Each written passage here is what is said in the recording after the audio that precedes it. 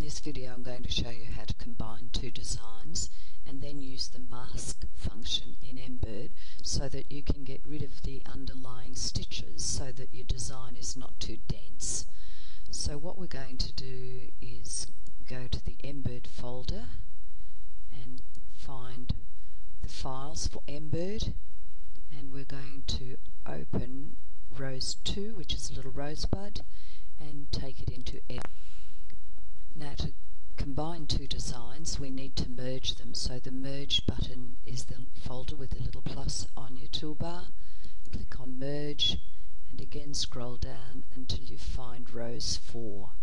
So we're going to open Rose 4, and as they are overlaid they're really not very attractive, so what I'm going to do is simply click on the Rose 4 design, pull it out so that I can see it better, and click on the rotate button, and then I'm going to rotate it so that I can look at how I might like to merge it so that the leaves aren't going to be too ugly over the ones that exist there. When you're happy with how it is, click on your select button again, move it back into place and determine where you would like it to be. I think I might even rotate it a little bit more until I'm happy with how it's going to combine. I think I'm going to put it there. Alright, so now we're going to use the mask function. We need to have both designs selected, so Control A is the quickest way to do that, and then go to Edit and Mask. Now your pull compensation may be set at a default of 0.4 or 0.6. I don't think that's enough pull compensation when you're masking designs.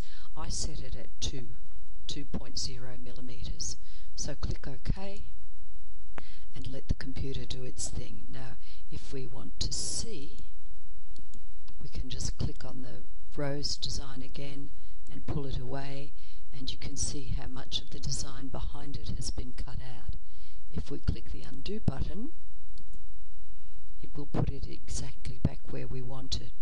Now I would do a little bit more editing to that. If we leave the rose in its right place now and right click on one of the colours over here in the objects bar and click on hide all colours, the rose disappears from view. So whatever editing we do now will not affect the rose design. What I'm going to do is edit out these two little pieces here that we really don't need.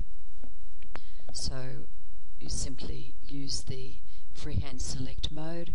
When you've got them selected, click on the split button and then hold your shift key and press delete, and they're gone.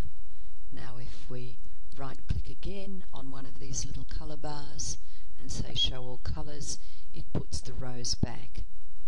If we zoom in now and have a closer look at it, this leaf here is really not terribly attractive, and I think the leaf there can also go.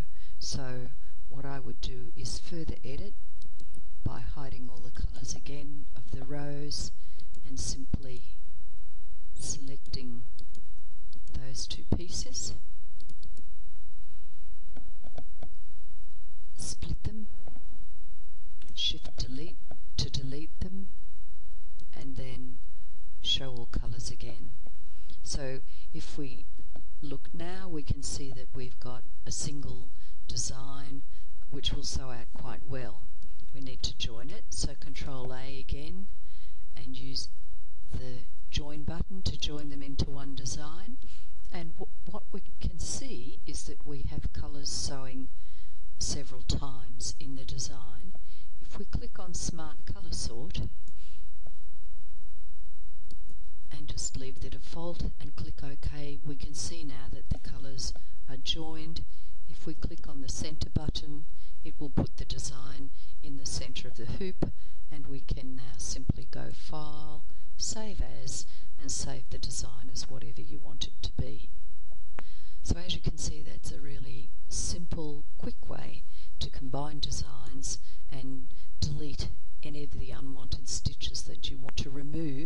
that your design will sew out nicely and